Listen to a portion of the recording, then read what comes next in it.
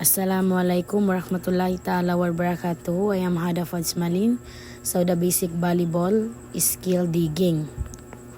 And good day, today I will teach you how to perform digging and the volleyball. So ano ba yung digging na tinatawag? So ang digging daw or tinatawag na dig sa volleyball ay isang depensibong kasanayan kung saan ang isang manlalaro o sumasalo o pumapigil sa bola matapos ang malakas na pag-spike or pag-attack ng kalaban. So, kailangan pigilan ng bola na tumama sa sahig at ipasa ito ng maayos sa sitter. So, ito ay ginagawa sa pamamagitan ng pag-aabang na bola gamit ang tinatawag na forearm pass. O minsan ay pag-drive, pagdadapa upang maabot ang bola na malapit na sa sahig. So that's all. Thank you so much.